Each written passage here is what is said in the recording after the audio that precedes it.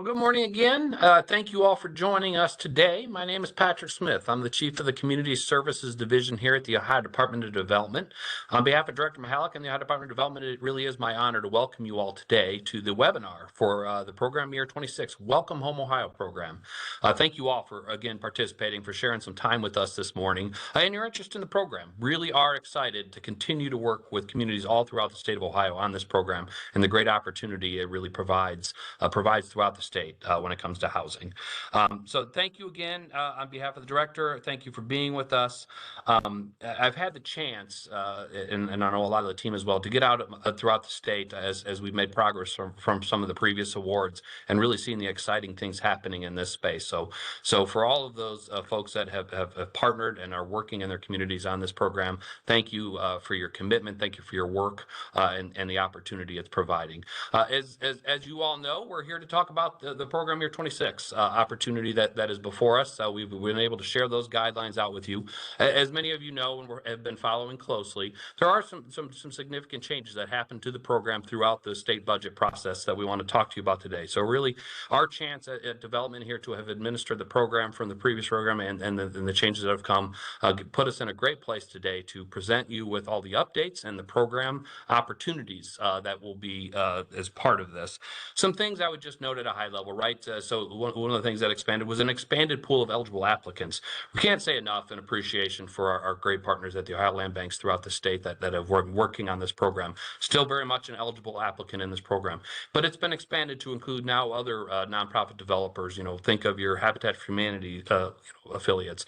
Think of the Community Development Corporation, CDCs in the state, are just some examples of entities that we anticipate and are very interested in this program. So excited to see that part of this process in an expanded pool. Certainly some changes to all three of the programs between the purchasing, the rehab and construction, and the tax credit side of things, as far as thresholds, amounts, activities, eligible home buyer income levels, amount of grant awards that can be made and pieces of that. So the team's going to go through it in detail on all of that, and then we'll certainly work through this webinar at the end after we go through the presentation to answer as many questions as we can today. Certainly, as always with these webinars, as we've launched different programs, I anticipate, we'll work to get to as many questions as we can today. Certainly, we will follow up as we always do with a written FAQ and specifics if there's anything we don't get to or clarifications that we think are important for all of you as you consider this application round. The other piece I would say is we're excited to have these guidelines out and give you all some time with both the guidelines, this webinar to ask questions, and then some time before the application period opens, as many of you, I'm sure, are working in your communities to plot and plan out what you think is a great application is going to be a strong one. I do anticipate a competitive application round this time around. There's a great deal of interest in this program, which is exciting, and it tells you the opportunity that this program presents. The only other thing I would note, and it's a question we get on the front end, we've gotten some from those previous awards certainly are operated and under the previous guidelines and code that's established the program. The program we're talking about now in the application that is opening up, I would highly encourage you all to focus specifically on the guidelines and the pieces that Kelly's going to walk us through here momentarily, and then certainly in follow-ups, we'll look forward to working with you. Just to say again, thank you for your interest in this program. Thank you for participating in this webinar. Thank you for getting into this. I've had the chance to talk to so many folks throughout the last couple of years, and even more recently as we're getting ready to launch this program, about the excitement around this. So with that, I'm gonna quiet down. I'm gonna turn it over to my good friend and colleague here, Kelly Jones, to walk you through the updates to the program, what we're looking at for this program year, and then look forward to coming back on and talk with you all at the end of some questions that you all may have. Thank you, Kelly. Take it away. Well, thank you, Patrick. Welcome to the Welcome Home Ohio webinar. Today, like Patrick said, we're going to review the Welcome Home Ohio program for program year 26, and that is as defined in House Bill 96. Please note that webinar or House Bill 96, the Welcome Home Ohio program, is a new program. It has its own guidelines. It's going to have its own webinar today, and its monitoring is going to be separate from the previous Welcome Home Ohio program in House Bill 33. So there is a distinction between the two programs, and we really see the House Bill 96 with all the new changes as a new program. Before we get started and jump into the details, just want to talk a little bit about the structure for today. We're going to go over the grant funding and the purpose, the eligibility, and the application process. Once we walk through any of those, as questions come to mind, please use the Q&A. All questions you can submit in the Q&A, and we will address them at the end. If we don't get to all of the questions, then they will turn into our question and answers that will be posted on our webinar as a follow-up to this webinar, and the answers will be there for you. How to get to the Q&A feature, if you haven't figured it out yet this morning, is go to the little green button called Slido. And you can, once you open that up, the Q&A box will open. You can enter your questions there. All right. So the Welcome Home Ohio program is actually made up of 3 separate components. The first is grants for the purchasing of qualified residential properties at foreclosure sales. The second are grants to cover the cost of construction or rehabilitation. And the third is a non-refundable tax credit for qualifying activities. Each of the grant programs were funded at $22,812,000 per each fiscal year. And then the tax credit program was funded at $20 million for the biennium.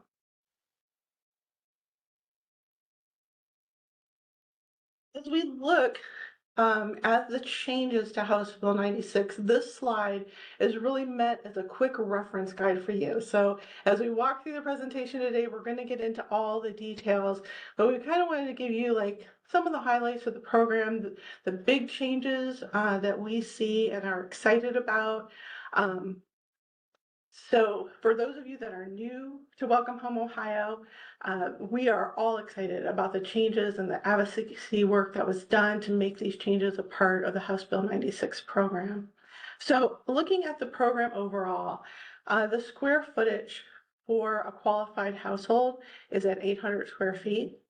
The maximum sale price is at $220,000. The income eligibility has been raised to 120 area median income. The owner must occupy the home for at least 3 years. There is an affordability period of 15 years. There were some changes made to the financial literacy requirements. Manufactured homes are now eligible per House Bill 96, and the guidelines are applicable per the program year.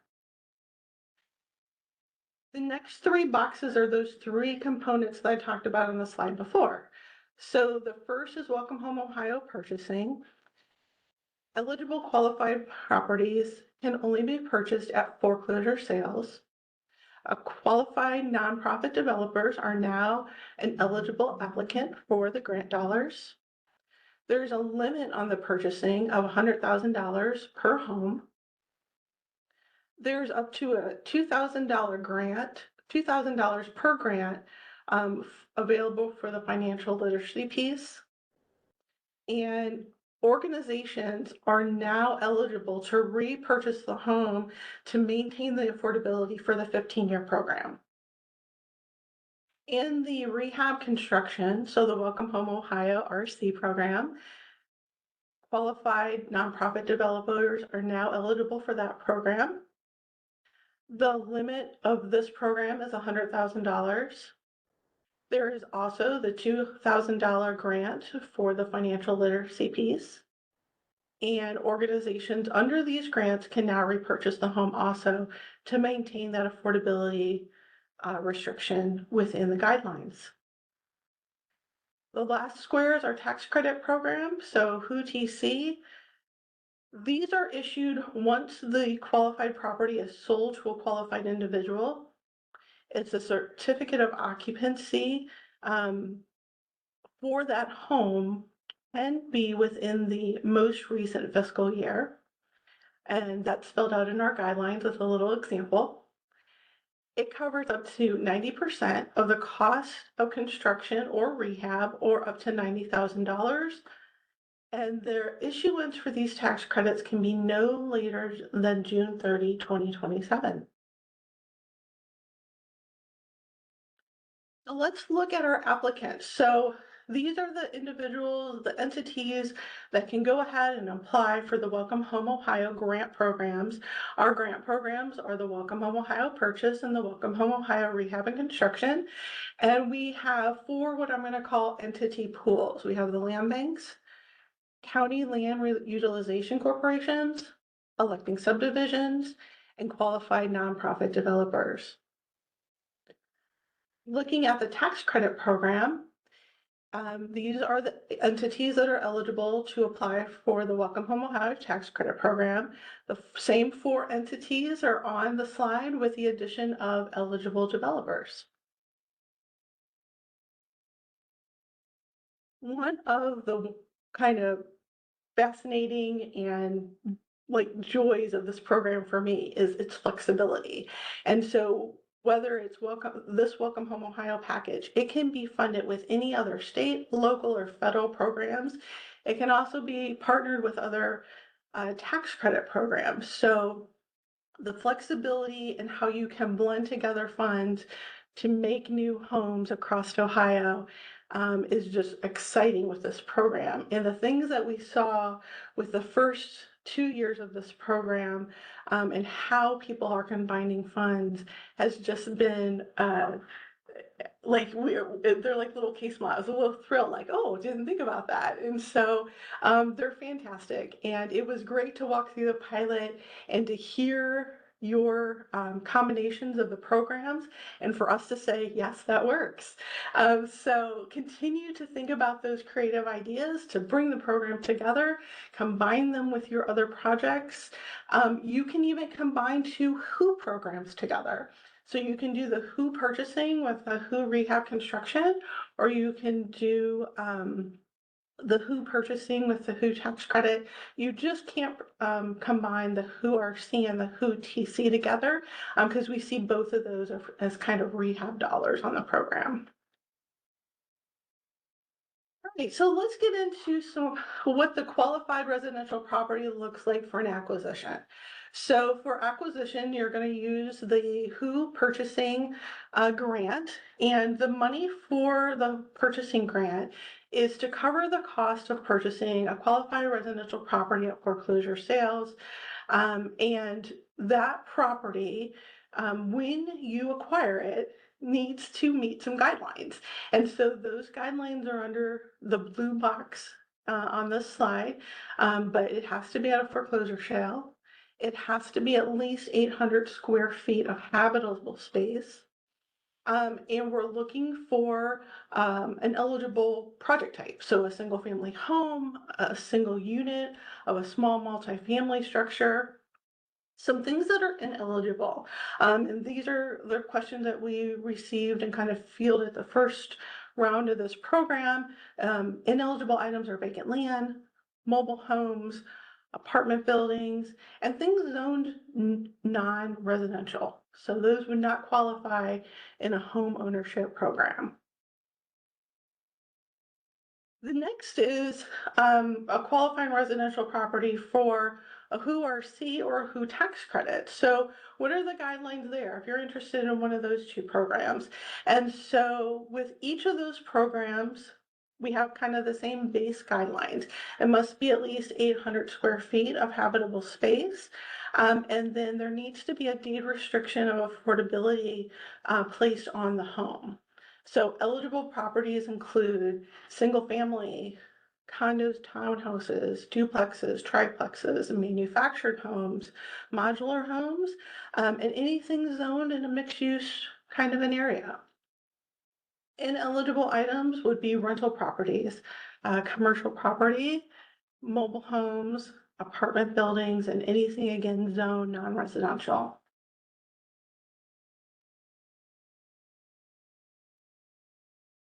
All right, qualifying individuals. This is the actual homeowner who's going to live in that home once you, the applicant, have acquired it or rehabbed it or built it.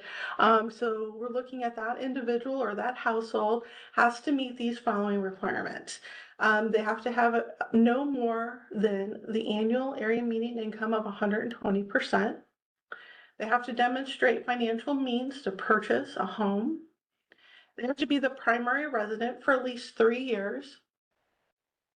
There's a 15-year affordability period deed restriction that's going to be placed on the home. Participants in the home ownership course, and that course is going to be both on basic home maintenance training and financial literacy training for 6 months. And then the director of development will be third-party beneficiary to the purchase agreement.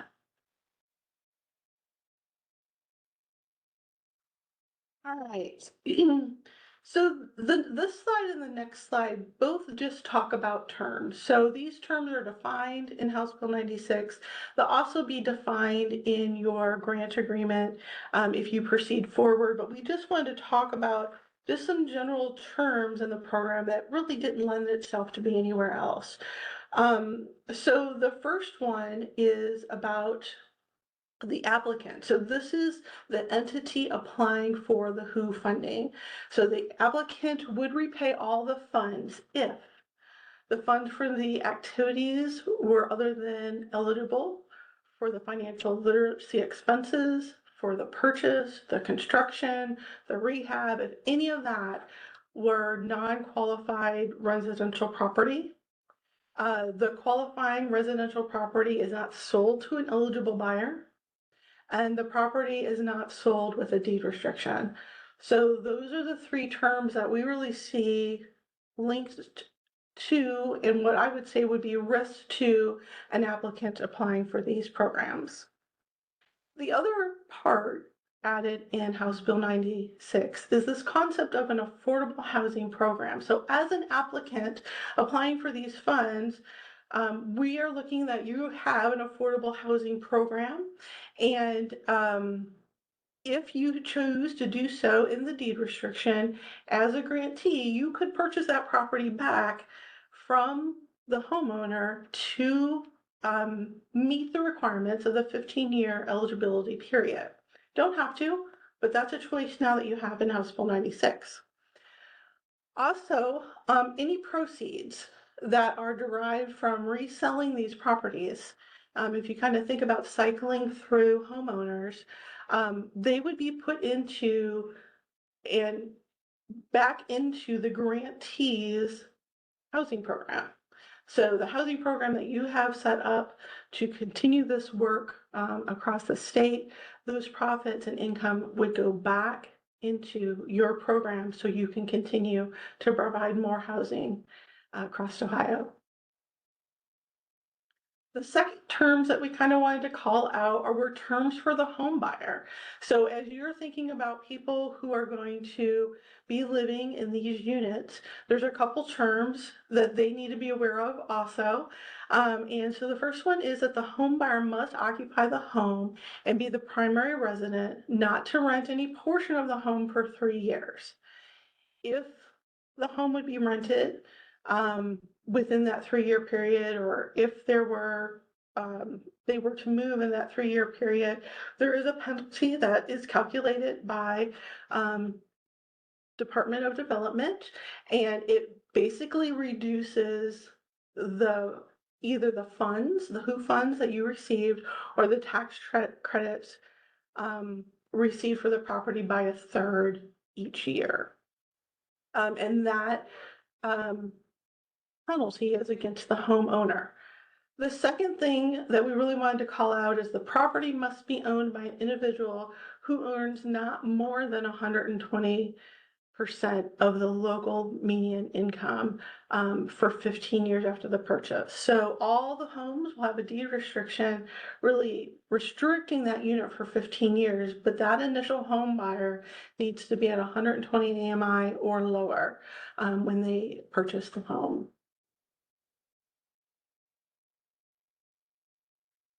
All right, now we're going to move on to just monitoring and tracking. So after you think about applying it, you've received your funds, what kind of monitoring and tracking does this program hold?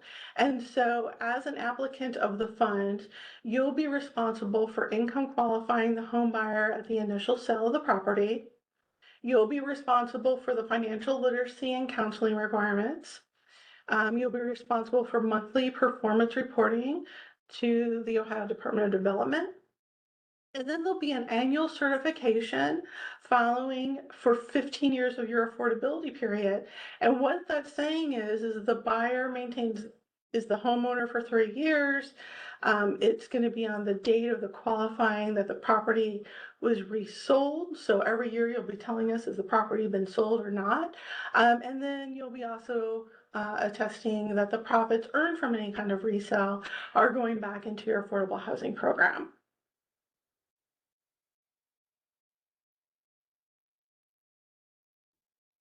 So disbursements of funds. Disbursements of funds are dictated by the type of program that you received for the Welcome Home Ohio program.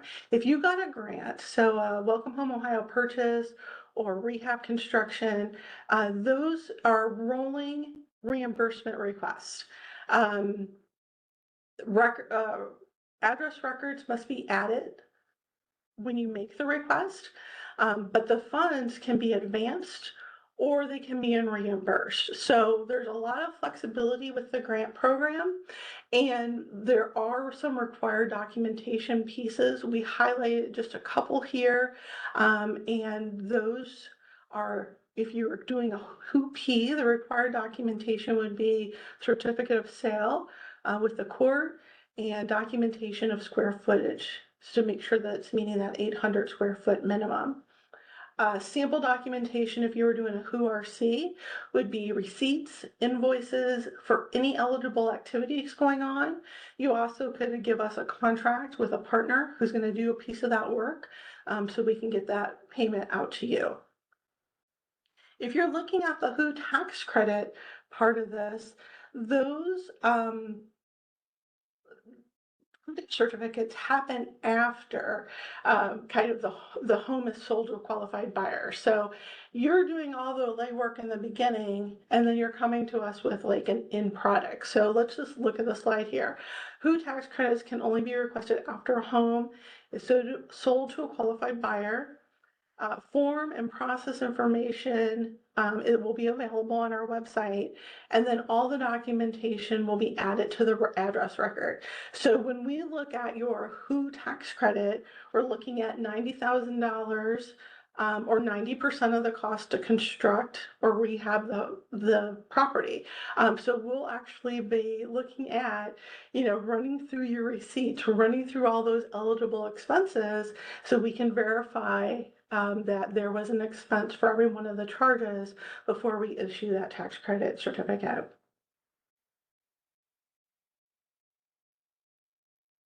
All right, let's get into the application. So if you are interested in applying for the WHO grant program, so either Welcome Home Ohio Purchase or Welcome Home Ohio Rehab and Construction, these are how your application is going to be scored.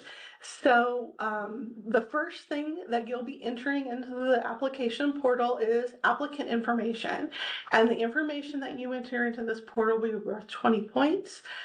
We are really doing an evaluation of the applicant's eligibility for the program that you selected and the consideration of the service area that you're going to apply these funds in.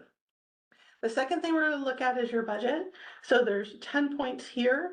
The evaluation of the funding stream for your projects will be identified in this portion of the portal as you walk through the application. The third area of the portal is capacity. So there's a 30-point capacity section here. And under capacity, we're looking at administrative capacity to monitor the program compliance. We're looking at contractors, your rehabilitation team, any qualifying financial literacy counseling requirements. We want to see that either you have that internally or that you have selected a partner, and how is that partner and what is that partner going to do around that financial literacy and those basic home counseling needs. And then the fourth item that we're going to look at for applications as we score them is the pipeline. So this is going to hold the most weight. It's 40 points. And we're going to look at purchasing of the first property. When is that going to happen? When you're going to begin your rehab and construction? When do you think the first sale of the property is going to take place? So actually creating a timeline of how you're going to use the funds and mapping it out for us in your application so we can understand your plan for these grant dollars.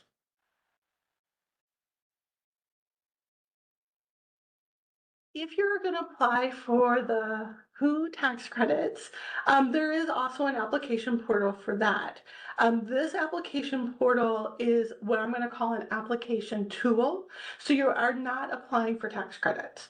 And this does not reserve any tax credits for you.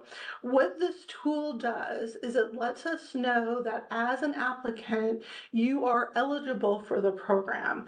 So again, we're looking at and we're asking of you applicant information to determine the eligibility or the ineligibility of the program. We're looking at budgets, and these are estimates here are totally acceptable. We're looking at capacity, again, for this program. Looking at reporting and monitoring of income qualifications, and also that financial counseling is a component here with the tax credit program. So we're looking for that also. And lastly, we're looking for a pipeline. As you are thinking about the tax credit program, when do you think that you might be coming to us with all of your documentation and requesting that credit from our organization? So those are all things, as you can see, they're not scored here because this isn't an application. It just purely has us look at to make sure you're eligible for the program and what your proposed ideas are for the Welcome Home Ohio tax credit piece of the program. All right, project selection. How do we select a project? That's what the screen is all about. So your application for the grant dollars will be scored. Administrative and contractor capacity to perform required program duties is kind of what we're targeting in on. Your readiness to proceed. So is the application specific to the properties lined up and would be able to begin work within a month, 6 months of the award? How are you prioritizing the funds at all? Or if there's a prioritization of a neighborhood or a goal that you're trying to accomplish as a nonprofit? All of those things are interesting and should be included in your story and your application about these grant funds. And then lastly, we're looking at statewide coverage. We're looking at urban, suburban, and rural all alike. And we're also looking at the distribution of WHO funds. So previous WHO funds, and then the WHO funds for this program year, 2026.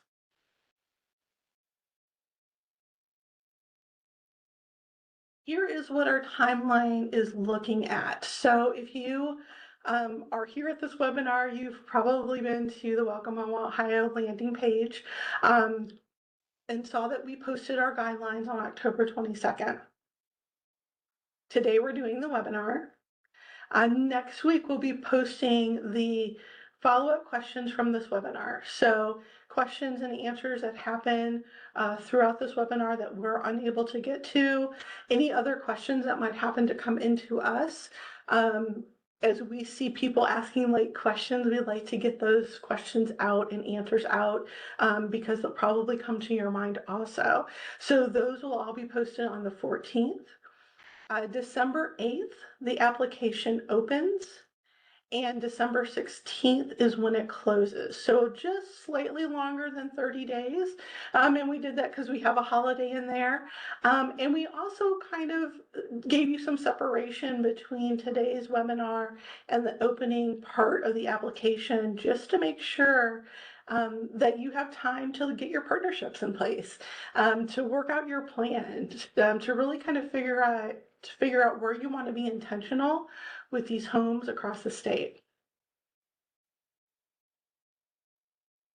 All right, the next couple of slides, I think it's 6 or so, we have just posted some frequently asked questions that have already come to us. So each of these slides contains a question and an answer here.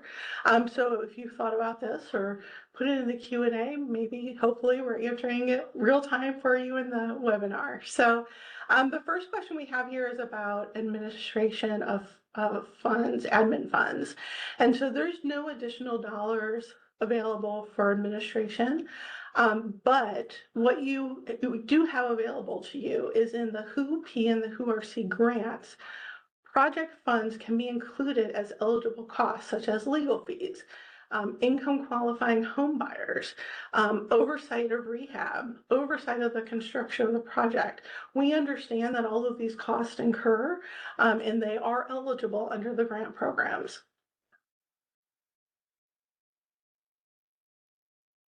Financial literacy. How will the financial literacy requirement be monitored? This is really defined as we are looking for the minimum requirements. So financial literacy training to the home buyer can happen before a home is purchased. It can happen after a home is purchased. Like, what does it mean to be a home buyer and how do you manage your funds and budget dollars to pay for your mortgage? But it is a 6-month minimum. So we're looking for 6 months, and how that is defined and what the program is defined is 100% up to you. If you're going to do it in-house and if you're going to partner with somebody, it's 100% up to what that partner can provide for you. In addition to the literacy training, I do want to say House Bill 96 calls out having some kind of training around basic homeowner maintenance.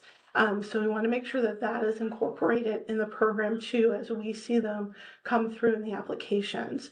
As far as monitoring, again, we're looking for those 2 requirements: financial literacy and basic maintenance, and we're also looking for a 6-month duration. That 6-month in duration doesn't have to be front to back. It can be every other month for a year. There are some real creative things that we can do here with this financial literacy piece. The second thing that we just wanted to call out here is if you do get a grant for 5 properties, how much of that grant will be funded for the financial literacy? And so up to $2,000 of that grant will be money that you can put towards for financial literacy counseling. And that covers also the basic home maintenance.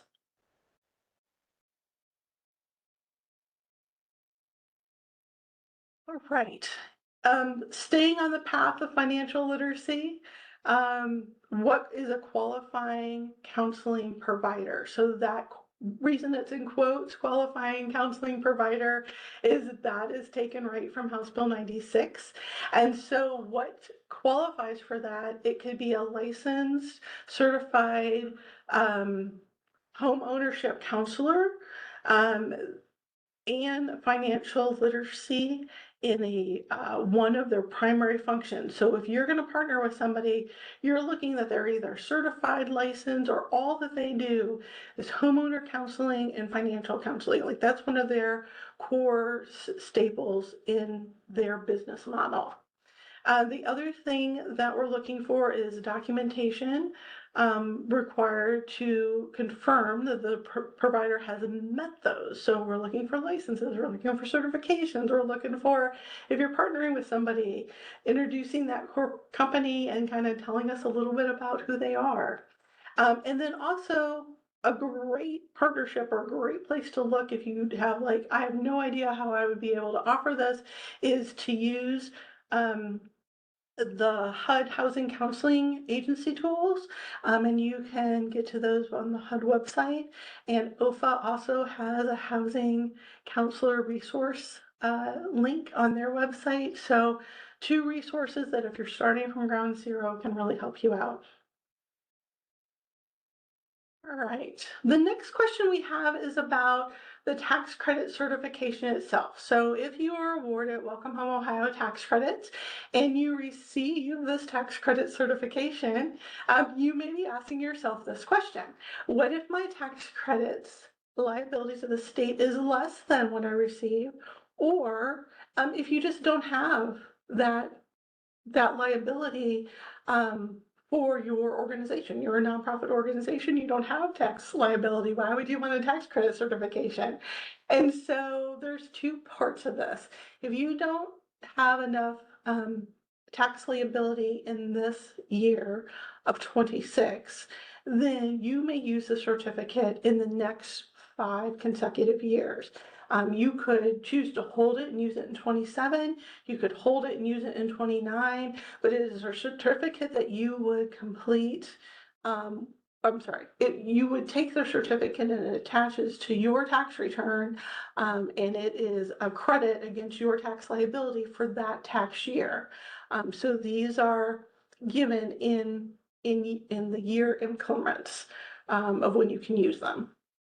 The second portion is, what if you're a nonprofit and you don't have a need for a tax credit?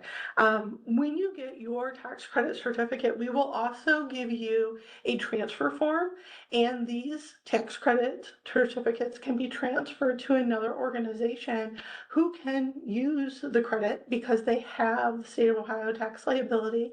And so you're able to transfer that credit. And so that's something that you're welcome to do with this program. If you have questions about that, we've had a couple agencies work through that in the first round of Welcome Home Ohio, and I'm happy to share partnerships and maybe what even syndication of credits may look like to get some funds back into your affordable housing program from participating in the Welcome Home Ohio tax credit program. A requirement. So how will interested individuals apply to buy a property? So you have purchased a property, you've rehabbed a property. How would a person interested apply? And how they apply is they are reaching out to you. We don't have any involvement in that. That process is all established by you, and they will run through you, and you will be the ones actually selling the home to the home buyer. How will the buyer demonstrate means to purchase the property? This again is really at your discretion. What makes someone eligible to be qualified to purchase a home? Those definitions can be definitions that you work with internally, you work with through your partnership. But the main thing that we're looking for is we want to make sure that they have the ability to maintain the home mortgage. So they are purchasing a property, they are becoming an owner, they are becoming responsible for a home mortgage. So we want to make sure that they have the financial means to do that.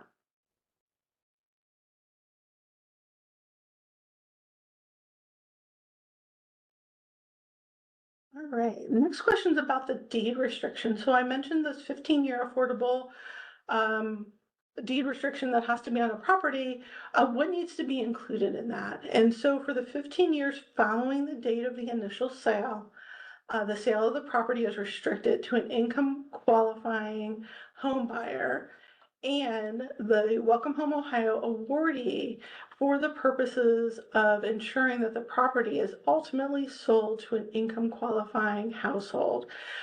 So that deed restriction says that I'm going to purchase the home and I'm income qualified, and in 3 years, if I choose to sell the home, that is going to be to an income qualifying individual or family. And that restriction is on the property for 15 years.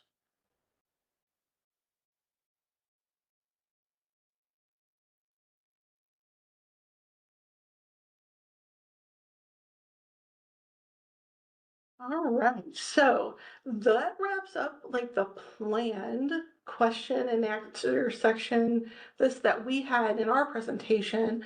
But I've put our contact information on the screen. That's the link to the Welcome Home Ohio page itself. And I'm going to open it up to my teammates on the call to see what are some questions that are coming through that we need to address. Yeah, thanks, Kelly. Just to set the parameters of our conversation, we're going to be wrapping around 11. We'll try to get as many questions as we can. I will say this webinar, this recording, and this slide deck will be on the Welcome Home Ohio website after this as well. Additionally, like Kelly said, if we don't get to your question, we will be posting an FAQ in the next week or so. So I will say we'll start out with one that's been a variation on a form. Multiple questions around foreclosure, the different types of, in general terms, foreclosure. We will go into the FAQs for more details around those types of questions. Another one we had was, will Welcome Home Ohio provide standard language or template for deed restrictive language? Kelly. Language is actually part of your grant agreement.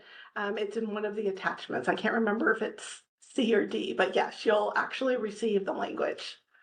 This sounds like this is like a habitat question coming from. Can the affordability be 20 years if that's what already is in our mortgage retention language? Absolutely.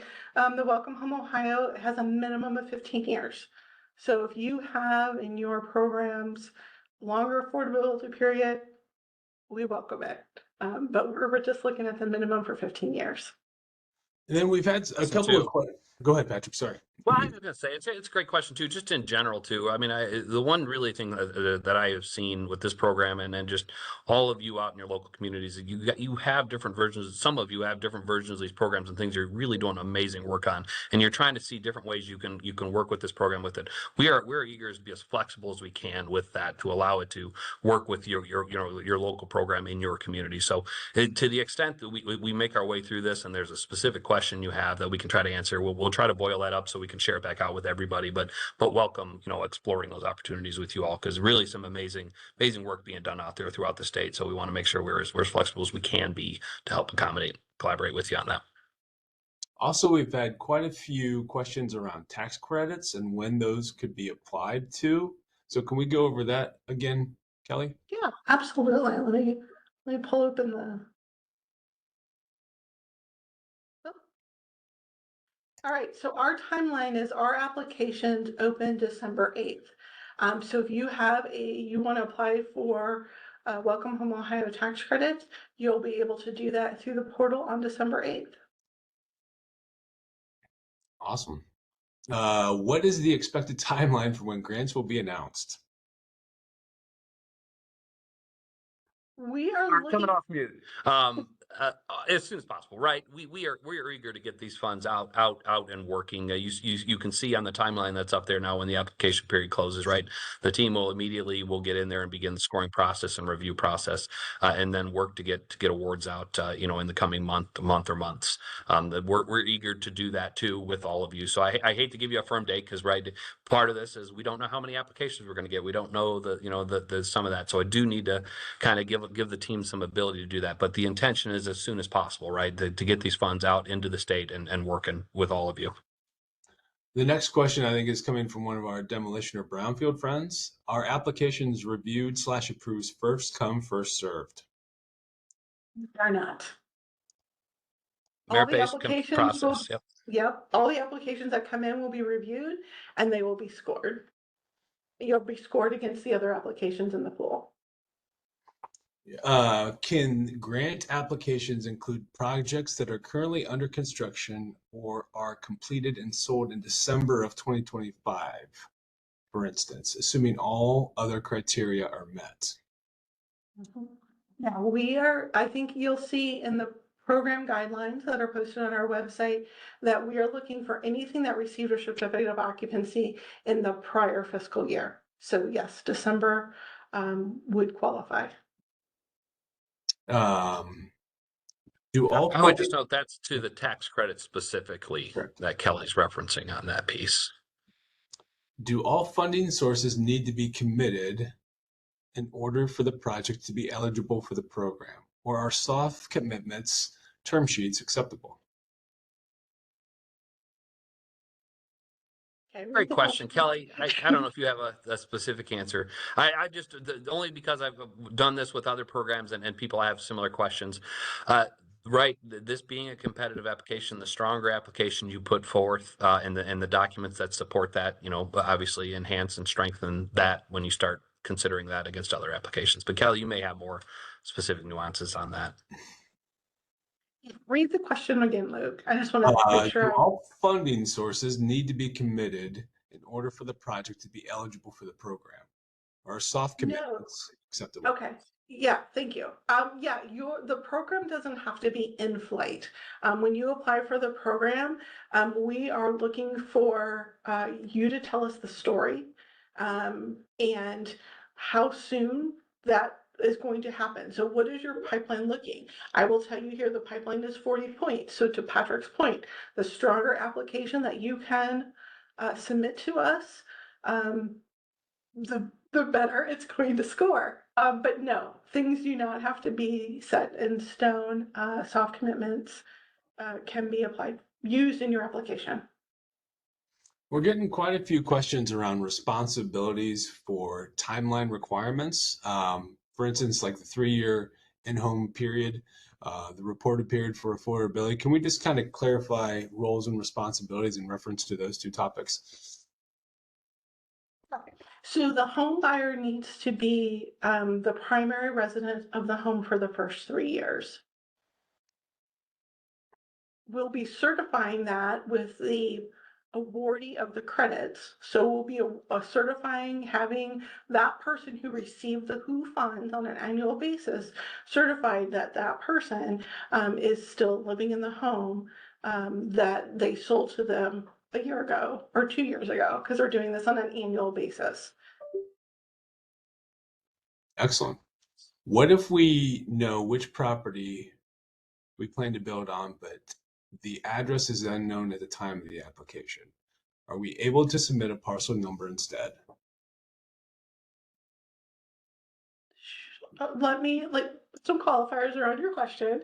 I'm going to assume that you're looking at the Welcome Home Ohio rehab or construction, and you're looking at building a home on a plot of land. And so at that point in time, you don't have an address. So yes, at that point in time, if you're building a home on land, you can submit your plot number. Will grant awards be all or nothing, or would partial awards be made? Example, apply for 20 homes but only be awarded for 10, based on capacity or other considerations. Yeah, that's a great question.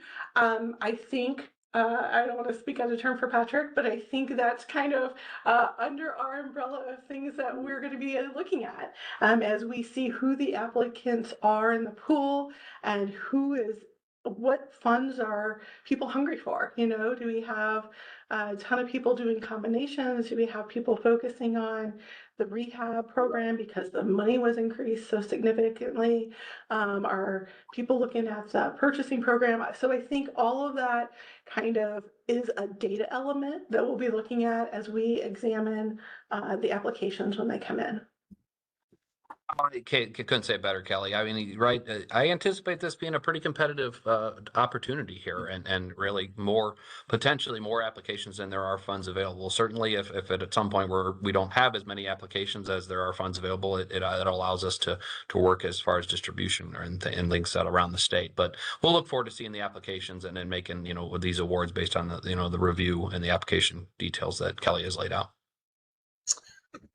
Thank you. Are there restrictions on who the applicant uses to build homes under the Welcome Home Ohio program? Can an applicant use for-profit builders, or are nonprofit entities allowed? There are no restrictions around that.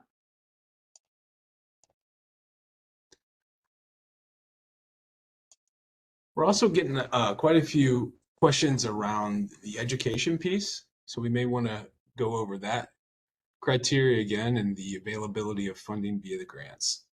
Yes.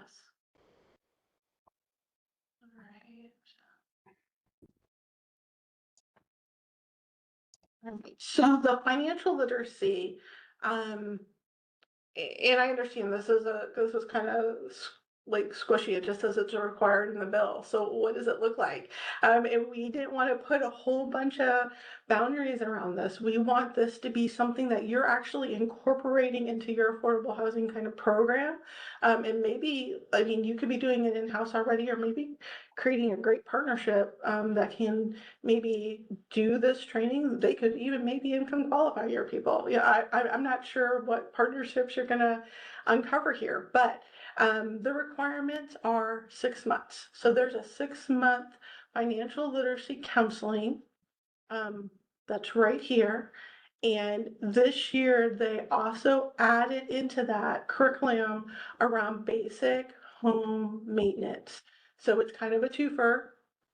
It's financial literacy counseling for 6 months and basic home maintenance. So moving somebody in, they're brand new to home ownership, just walking them through what are the systems that they're now responsible for, really giving them, setting them up for success as a homeowner, not only financially, but physically in the space that they live. What should they be looking for on their water heater? How do their windows open to be cleaned? Just the basic home ownership steps. The other thing around here is this year there's money for that. So there's $2,000 per grant if you do a who purchase or who RC around the financial literacy piece. So those are dollars, make those trainings happen. Excellent. Can we apply for grant funds for projects completed after July 1st of 2025, but before the funding award? For grant funds for projects after July 1st of 25, yes, but before the award, yes. Yeah, right. You run the risk of potentially not getting the award, right? So you obviously, if you're doing that, you're operating on that potential, right? But the potential of July 1st is when the funds became eligible or available, so that eligible expenses after that date would be things that could be considered. Kelly, am I correct on that? Yeah. Does the Welcome Home Ohio purchase program require that the initial homeowner can never earn more than 120% of the local median income for the full 15 years? Good question. No, they only need to income qualify that first year. You're not income qualifying them year after year. You're income qualifying them when they're purchasing the home, and it's that point in time. There's not an additional like a recertification requirement or anything like that. And Kelly, correct me if I'm wrong, but the idea too then is that then longer 15 deed restriction period is just if you then sell the house, you have to go back and the entity, it has to be sold to an individual that is at that AMAI still. So that's kind of the piece of it that ties it back. Yep. You may, the homeowner, the first homeowner may stay there for 7 years and decide to move on. And so that next homeowner, because it's at year 7, needs to be an affordable person. So you'll be income qualifying that person when they move in to purchase the home, because it's within that 15-year affordability restriction that's on the property. And we've got a couple minutes. I think we're going to end on 2 application-based questions. What will be needed in the grant applications? Letter support, MOUs with the builders, partners, etc. I think I would say highly all of the above, right? Like Patrick said previous, the more complete and thorough an application, the better it is for us to review. This year, opposed to the last House Bill 33, posted on our website our application guidelines. And so I think it kind of walks through there some examples, but you're building this given these points.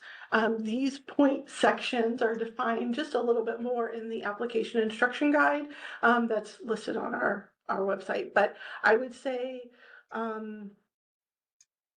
you are creating the story for us. We don't know your mission. We don't know your thoughts for a neighborhood. We don't know your thoughts for an area. So you're creating that vision for us. And so it needs to be as complete as possible. Yeah, I think application instructions will also be posted with a Q&A as well. So we'll have plenty of Sorry. opportunity to review that. Okay, next week. Yep. We'll follow. This will be our last one. It's a good one to end on, I think. Can one eligible applicant apply for projects across multiple counties under one application? Absolutely. Yes. And with that, Patrick, any closing thoughts, feelings? Just to close and say thank you, right? Appreciate, again, as where I started, the interest in this program, the opportunity that this program presents. We're excited to continue to work with many of our partners that we've been able to work with previously, and certainly into the future of others that are been eager for this program and to participate in it. I really do think it's a great opportunity on this housing. I've had, as I said, I had the chance to get out and see some of these even ribbon cuttings or new homeowners coming into the home, and it really is a special day, an opportunity. So appreciate all the great work people are doing. Look forward to working with you. Certainly continue and answer questions. We'll work on this FAQ piece. I know there's going to be some interest in some of those pieces. And then certainly as we get closer to application opening period, good luck to all of you as you consider this. And again, thank you and have a great rest of your week.